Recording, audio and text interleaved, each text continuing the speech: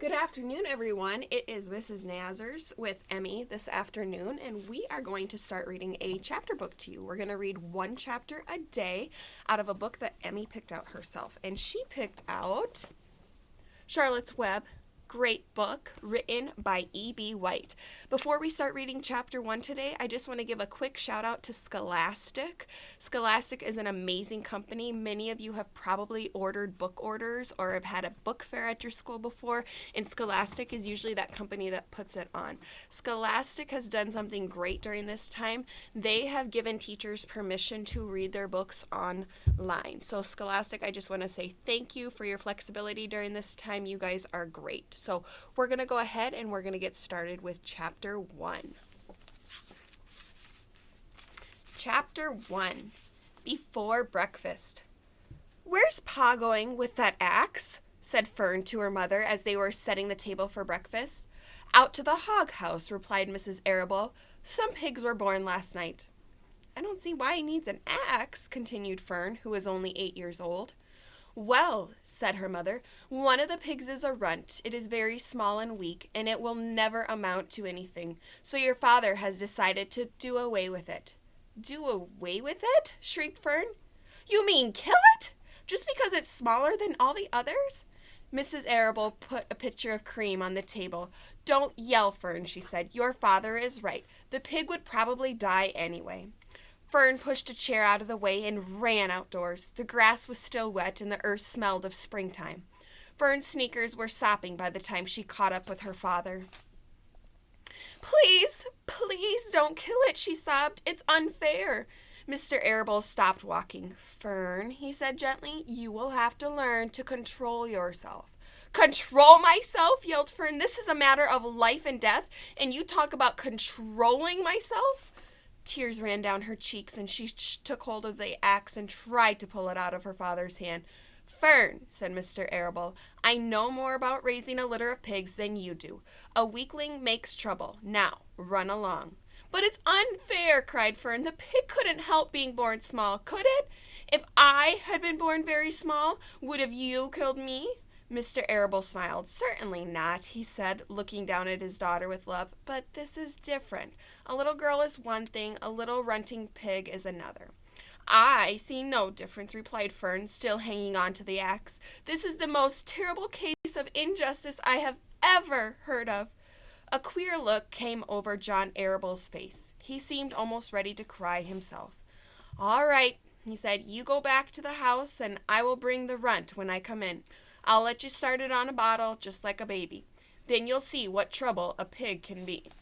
When Mr. Arable returned to the house half an hour later, he carried a carton under his arm. Fern was upstairs changing her sneakers. The kitchen table was set for breakfast, and the room smelled of coffee, bacon, damp plaster, and wood smoke from the stove.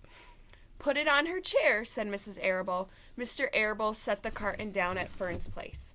Then he walked to the sink and washed his hands and dried them on the roller towel. Fern came slowly down the stairs. Her eyes were red from crying. As she approached her chair, the carton wobbled, and there was a scratching noise. Fern looked at her father, then she lifted the lid of the carton. There, inside, looking up at her, was the newborn pig. It was a white one. The morning light shone through its ears, turning them pink. "He's yours," said Mr. Arable, "saved from an untimely death, and may the good Lord forgive me for this foolishness." Fern couldn't take her eyes off of the tiny pig. "Oh," she whispered, "oh, just look at him. He's absolutely perfect." She closed the carton carefully. First she kissed her father, then she kissed her mother. Then she opened the lid again, lifted the pig out, and held it against her cheek. At this moment, her brother, Avery, came into the room. Avery was 10. He was heavily armed, an air rifle in one hand and a wooden dagger in the other. "What's that?" he demanded. "What's Fern got?" "She's got a guest for breakfast," said Mrs. Arable. "Wash your hands and face, Avery." "Let's see it," said Avery, setting his gun down. "You call that miserable thing a pig? That's a fine specimen of a pig. It's no bigger than a white rat." "Wash up and eat your breakfast, Avery," said his mother. "The school bus will be along in half an hour." "Can I have a pig too, Pops?" asked Avery. "No, I only distribute pigs to early risers," said Mr. Arable. "Fern was up at daylight trying to rid the world of injustice, and as a result she now has a pig. A small one, to be sure, but nevertheless a pig. It just shows what can happen if a person gets out of bed promptly. Now let's eat." But Fern couldn't eat until her baby pig had a drink of milk. Mrs. Arable found a baby's nursing bottle and a rubber nipple. She poured warm milk into the bottle, fitted the nipple over the top, and handed it to Fern. "Give him his breakfast," she said. A minute later, Fern was seated on the floor in the corner of the kitchen with her infant between the knees, teaching it how to suck from the bottle. The pig, although tiny, had a good appetite, caught on quickly. The school bus honked from the road. "Run!" commanded Mrs. Arable, taking the pig from Fern and slipping a donut into her hand. Avery grabbed his gun and another donut. The children ran out the road and climbed onto the bus. Fern took no notice of the others on the bus. She just sat and stared out the window, thinking what a blissful world it was and how lucky she was to have entire charge of a pig. By the time the bus reached school, Fern had named her pet, selecting the most beautiful name she could think of. "Its name is Wilbur," she whispered to herself. She was still thinking about the pig when the teacher said, "Fern, what is the capital of Pennsylvania?"